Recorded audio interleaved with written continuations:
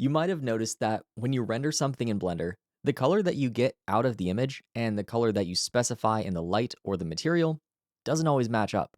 This is the main complaint that people have about AgX, Blender's default view transform, but not a lot of people know that it's customizable and in your control. Hi, I'm Jonathan Lampel with cgcookie.com, and in this video, I'll explain why this happens, why it's generally a good thing, but also how to fix it if you want to get the same color out as what you put in, while still retaining the benefits of AgX like the nice highlight roll-offs. If you haven't already seen my previous videos on what view transforms are or how you can make vibrant and colorful renders using AgX and the raw workflow, then you may want to watch those first. But as a quick recap, here's what you need to know. The lights and colors in your 3D scene are mixed together linearly by the render engine, just like they are in the real world. But to display those values on a screen, they need to be mapped to be between 0 and 1, and the view transform is what does this. The key difference between different view transforms is what they do with bright values as they approach and go past 1. Blender's default view transform is AgX, which produces state-of-the-art film-like images that have a great highlight roll-off that avoids the horrible clipping issues of other transforms. But it also sometimes messes with your hues. The hue that you put in is not always what you get out. A lot of people think of hue as the ground truth of a color, like the most important factor, but that's not really true. All attributes of a color, as well as its context, the colors that it appears next to, are all equally important in determining how your brain recognizes it. Check this out. When you desaturate a color, it can appear to shift in hue when viewed on a neutral background. Red appears to shift towards magenta, green appears to shift towards cyan, and blue appears to shift towards violet, even though the numerical hue is staying the same.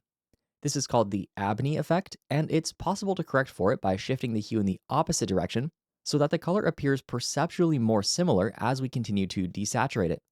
But even beyond that specific psychological effect, increasing or decreasing saturation in the HSV color model actively changes the proportions of red, green, and blue.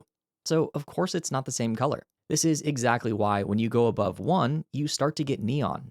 One channel gets clamped while the other keeps increasing, which throws off the balance, even as the hue technically stays the same. It's also worth noting that the color models like Lab, which allow you to shift the color while still keeping the perceptual brightness roughly the same, do not have a hue attribute at all. And this is precisely what enables them to shift the colors in a more perceptual way. So I hope you see how hue, while sometimes useful, is not the ground truth of a color, and obsessing over keeping it the same kinda misses how colors work in the first place. So I'm talking about hue skewing in this video, but I want to be clear that skewing isn't universally bad. Sometimes you want it, and sometimes you don't. For example, having the hues rotate a bit with brightness, often called the hue flight or rotation, is even one of the key features of a transform that professional grading artists look for. So this path to white plots on our vector scope like so. We're going to go out, out, out, out, out, out, out along this path, and then we're going to hit max sat.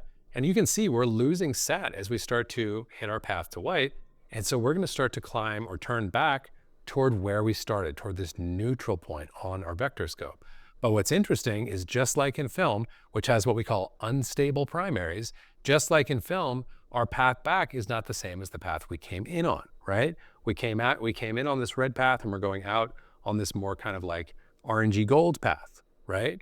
It's really interesting. This is something that can create more gradation, more separation, more variation in an image that can be really, really pleasing. This is because some hues are perceptually brighter than others, and if you have a color with a value of 1, the only way to make it look even brighter is to shift the hue or desaturate it. Those are your only two options. That's an artistic choice that should be up to you. Sometimes that skew looks awesome, and you can combine both approaches.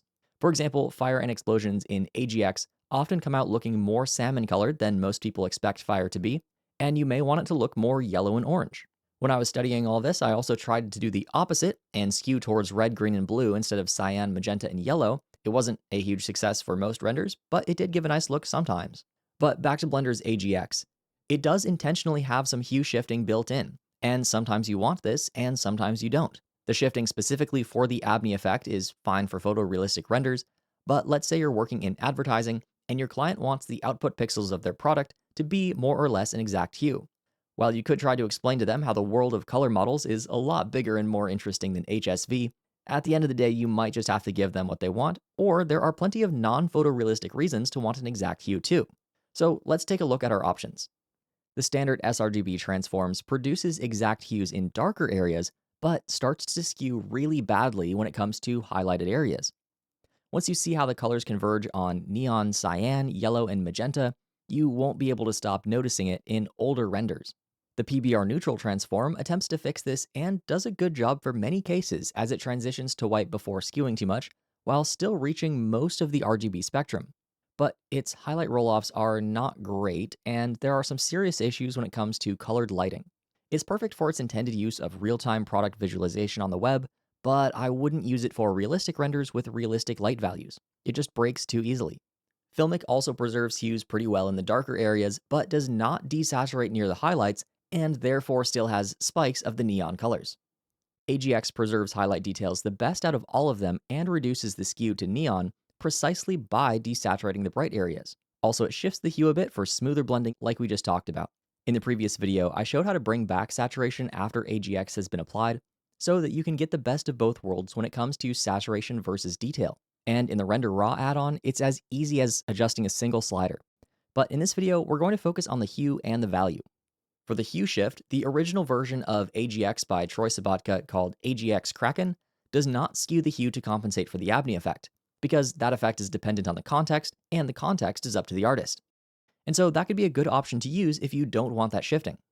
You can use a ton of different view transforms in Blender by going to the Pixel Manager GitHub, downloading it, and using it to replace Blender's color management folder.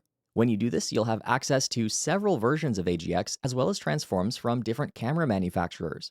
Many of these camera transforms are also going to be included in Blender 5.2 in the compositor, but unfortunately the alternate versions of AgX are not in there. Just look at how wildly different the other variations of AgX are, and they all have different use cases.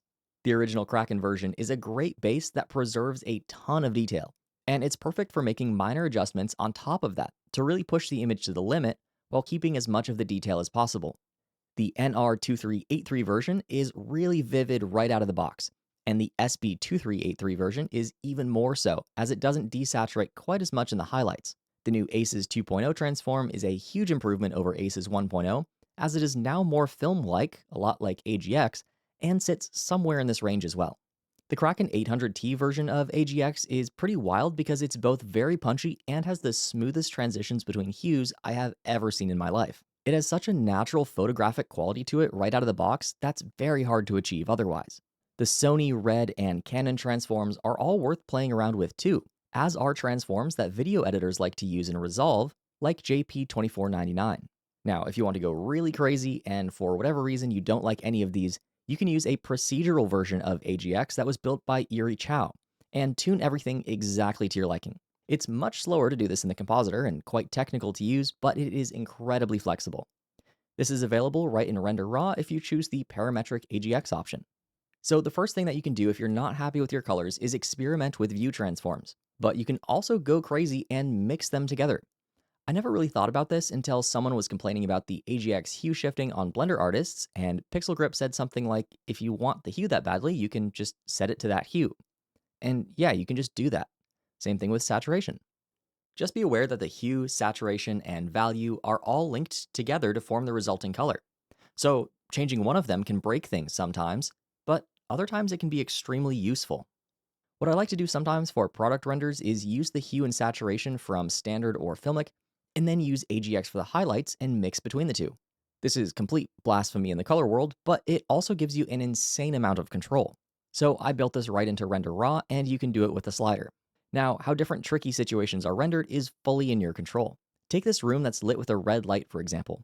Some people might like the filmic version because it's more red, and it just feels more red, and others might like the AgX version because it preserves more details, gradients, and gives a better sense of how bright the light actually is. But now, instead of picking one, I'll just mix them until I have a balance that I like. And if I want to skew the hue or not, I can make that choice. Remember, the hue is not the ground truth of the color. All attributes as well as the context are equally important for determining how we perceive it. I know I keep talking about how context is important, and I really mean it. If you want something to look more colorful, the first thing to do isn't crank up the saturation all the way, but instead to make the other colors around it less saturated and more towards its opposite. That will be both more effective and less destructive to the details. And with that, now you should know exactly how to get the colors you want out of Blender. If you want an easy way to adjust your colors without touching the node editor or having to think about all that, check out my add-on Render Raw. It has all the color grading controls you could want with some extra effects for film emulation and a lot more coming soon. It's super fast and easy to use and has completely replaced my need for photo editing apps in my color workflow, so I can stay in Blender and work directly on the raw, highest quality color data without any compression or other export nonsense. What you get out of Blender is now just ready for publishing. You can get Render Raw in the link below, and it happens to be on sale. Thanks for watching. Hope you have a great rest of your day, and happy rendering.